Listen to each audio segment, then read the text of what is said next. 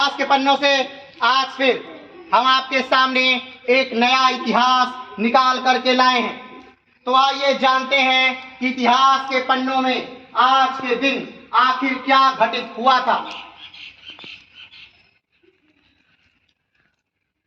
23 अगस्त 1875 को राजकुमार शुक्ल का जन्म हुआ था।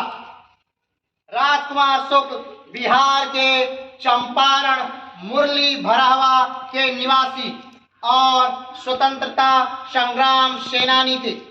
इनके पिता का नाम कोलाहल शुक्ल था। इनकी पत्नी का नाम केवला देवी था। इनका घर भटौलिया मीनापुर मुजफ्फरपुर में था। राजकुमार शुक्ल गांधी से पहले मुलाकात में राजकुमार शुक्ल से गांधी जी पहली मुलाकात में प्रभावित नहीं हुए थे और यही वजह थी कि उन्होंने उन्हें टाल दिया।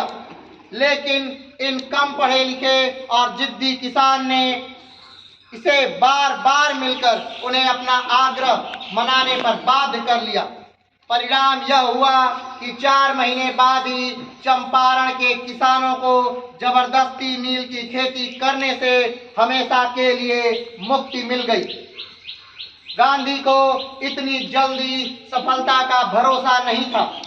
इस तरह गांधी का बिहार और चंपारण से नाता हमेशा के लिए जुड़ गया।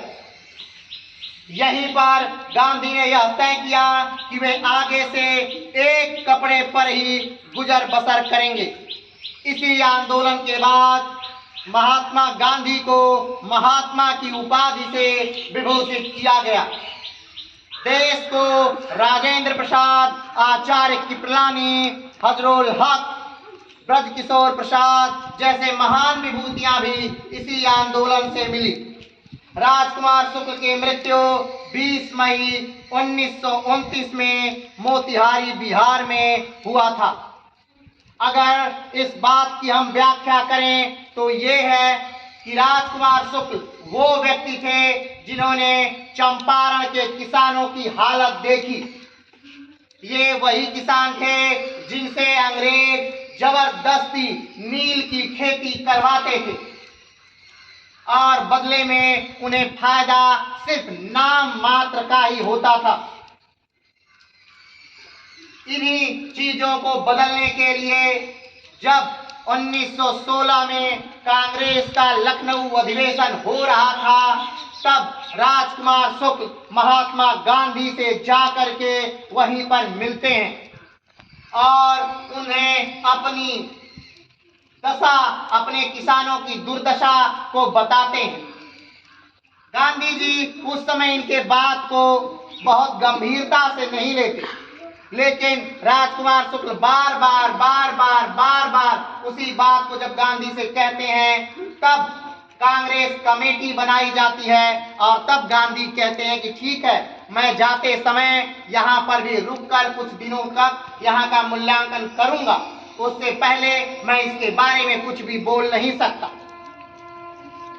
और जब महात्मा गांधी 1917 में चंपारण आते हैं तो यहाँ की दशा देखकर वो काफी द्रवित हो जाते हैं और यही वो स्थान था, यानी चंपारण बिहार का, जहाँ पर महात्मा गांधी ने ये कहा कि आज के बाद गांधी तब तक कपड़ा नहीं पहनेगा, सिर्फ एक धोती में ही अपना जीवन यापन करेगा जब तक कि पूरे भारत के लोगों को पहनने के लिए कपड़ा नहीं मिल जाता।